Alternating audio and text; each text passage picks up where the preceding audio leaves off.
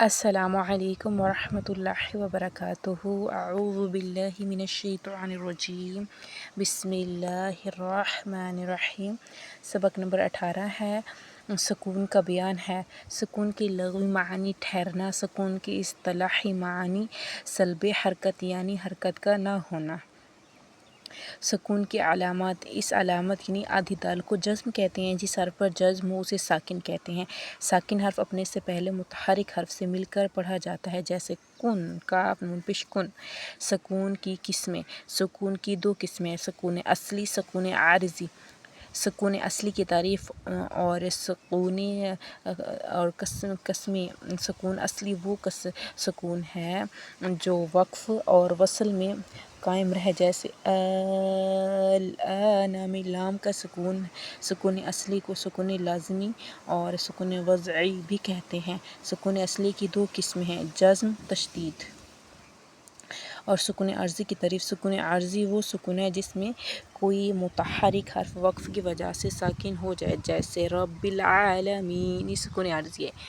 اور یہاں پہ ہم جو وقف کرتے ہیں تو اس کو وقف بالاسکان کہتے ہیں، کیونکہ ہم حرکت کو حذف کر کے عارضی جزم لگا دیتے ہیں۔ یہ بہت چھوٹا سا سبق ہے اور اس کے 2 سوالات ہیں۔ سکون کے لغوی اور اصطلاحی معنی بیان کریں۔ سکون کے معنی، لغوی معنی ہے ٹھہرنا اور اس کے اصطلاحی معنی ہے سلب حرکت یعنی حرکت کا نہ ہونا۔ ٹھیک۔ سکون کی اقسام اور علامات بیان کریں۔ سکون کی 2 اقسام ہیں، سکون اصلی اور سکون عارضی۔ ٹھیک ہے، علامات اور اس کی علامات، ایک جزم ہے اور دوسری تشدید ہے۔ سبق نمبر 19 بھی ہم اس میں کر دیتے ہیں ریکارڈ۔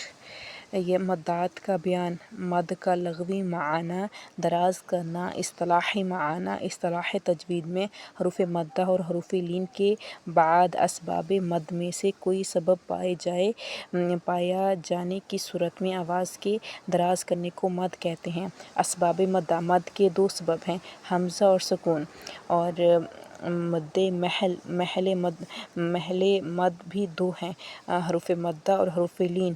مد کی اقسام، مد کی 2 قسمیں ہیں، مد اصلی، مد فرعی۔ مد اصلی کی تعریف، حروف مدہ کے بعد مد کا کوئی سبب نہ ہو تو اسے مد اصلی کہتے ہیں۔ ٹھیک ہے، حروف مدہ کے بعد مد کا کوئی سبب نہ ہو تو اسے مد اصلی کہتے ہیں، جیسے اوذینا، حروف مدہ کے بعد جو ہے نا یہ مد، اوذینا، یہ سارے مد اصلی ہیں۔ مد اصلی کی مقدار ہے، مد اصلی کی مقدار 1 الف یعنی 2 حرکات کے برابر ہے۔ مد اصلی کو ادا نہ کیا جائے تو حروف مدہ کی ذات باقی نہیں رہتی اور الف مدہ زبر سے یا مد زیر سے اور واو مد پیش سے بدل جائے گی۔ ٹھیک۔ مد فرعی کی تعریف، حروف مدہ یا حروف لین کے بعد مد کا کوئی سبب پایا جائے تو اسے مد فرعی کہتے ہیں۔ ٹھیک ہے، مد فرعی۔ مد فرعی کی اقسام، بنیادی طور پر مد فرعی کی 4 اقسام ہیں، مد متصل، مد منفصل، مد لازم، مد عارض۔ مد کا سبب اگر حمزہ ہو تو اس کی 2 قسمیں ہیں، مد متصل اور مد منفصل۔ مد متصل کی تعریف، جب حروف مدہ کے بعد حمزہ اسی کلمے میں ہو تو اسے مد متصل کہتے ہیں۔ مد متصل کو مد واجب بھی کہتے ہیں، جیسے جاء،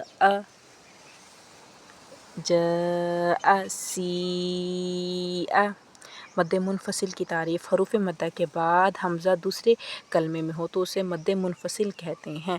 مد منفصل کو مد جائز بھی کہتے ہیں، جیسے بما انزل فی انفسکم۔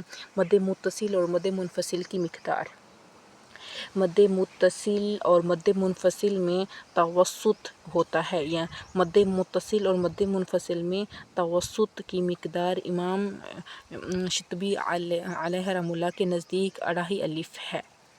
ٹھیک۔ اور مد کا سبب اگر سکون ہو تو اس کی 2 قسمیں ہیں، مد لازم، مد عارض۔ ٹھیک۔ مد لازم اور مد عارض جو ہیں، مد لازم و لین۔ لازم کی تعریف، حروف مدہ یا حروف لین کے بعد سکون اصلی ہو تو پہلی صورت میں مد لازم جبکہ دوسری صورت میں مد لین لازم ہوگا، جیسے دابۃ، عین۔ ٹھیک۔ انشاءاللہ ہم پھر اگلی ویڈیو میں آگے کریں گے۔ سبحانك اللهم وبحمدك نشهد أن لا إله إلا أنت نستغفرك ونتوب إليك. السلام عليكم ورحمة الله وبركاته.